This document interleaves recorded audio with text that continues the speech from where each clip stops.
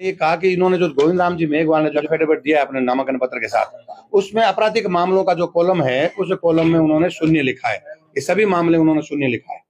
हमारा यह कहना है कि हमारे पास जो कोर्ट की जो आप देखेंगे लिस्ट, उसमें 22 मामले गोविंद राम मेघवाल जी, जो कि गोविंद राम चौहान लिखते थे पहले, गोविंद राम चौहान के खिलाफ पेंडिंग है।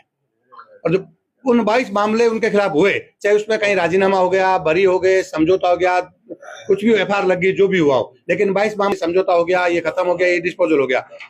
दूसरा, उन्होंने एक हाईकोर्ट का पत्र अपने नामांकन पत्र के साथ पेश किया, जिसमें हाईकोर्ट ने आदेश दिया भी ये जो 5 मामले हैं धार्मिक भावना भड़काने 2017 के, उन 17 मुकदमों को 5 को एक मानकर जांच की जाए।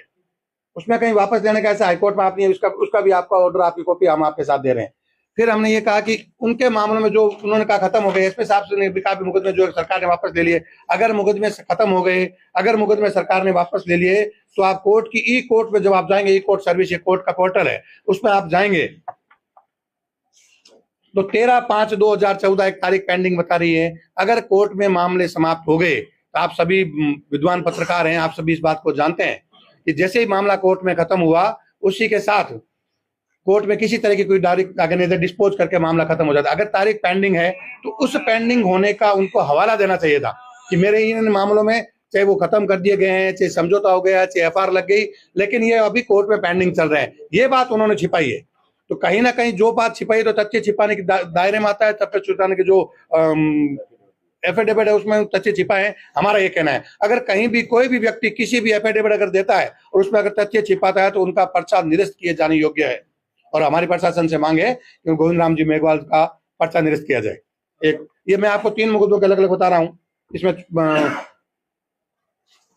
29/6 तारीख है, 29/6/2004। इसका मतलब कोर्ट में अभी ये मामले पड़े हैं, इस पे डिस्पोजल नहीं हुआ, इस पे निर्णय नहीं हुआ, इसको खत्म नहीं किया गया। अगर किसी मामले में तारीख पेंडिंग है, इसका मतलब कोर्ट में पेंडिंग है। अगर कोर्ट में पेंडिंग है तो उनको दिखाया जाना चाहिए था। एक मेरा निवेदन था कि वो उनके खिलाफ हिस्ट्री शीट खुली है JNVC थाने में।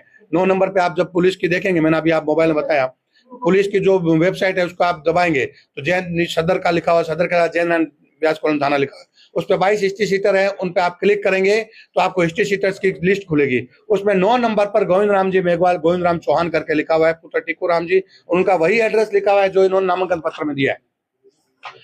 अपने रसूख का उपयोग करके या जनप्रतिनिधि होने के नाते पुलिस ने समझ लिया भी ठीक नहीं है, उनके फोटो को अनअवेलेबल बता दिया गया। जो व्यक्ति सार्वजनिक, जिनकी नेट पर, गूगल पर, विषय पर जो सार्वजनिक जीवन यापन करता है, उनकी फोटो अनअवेलेबल होना कोई बड़ी बात नहीं है, लेकिन इस विषय पर अपने चर्चा नहीं करते। उनका भी फोटो उसमें अनअवेलेबल बताया, ये रहा फोटो देखिए, गोविंद राम चौहान जी का है। अगर हिस्ट्री शीट खुली हुई है, उसका भी उनको ब्यौरा देना चाहिए था, चाहे मुकदमा एक भी नहीं पेंडिंग रहा हो, लेकिन अगर हिस्ट्री शीट खुली है तो उनको भी शपथ पत्र में लिखा जाना चाहिए था कि मेरे खिलाफ हिस्ट्री शीट पेंडिंग है, कि मेरे साथ हिस्ट्री शीट खुली हुई है। वो भी इसमें उन्होंने नहीं दिया। तो हमारा सीधा सीधा आरोप है कि उन्होंने एफिडेविट जो दिया है, शपथ पत्र जो दिया है, उस पर तथ्यों को छिपाया है।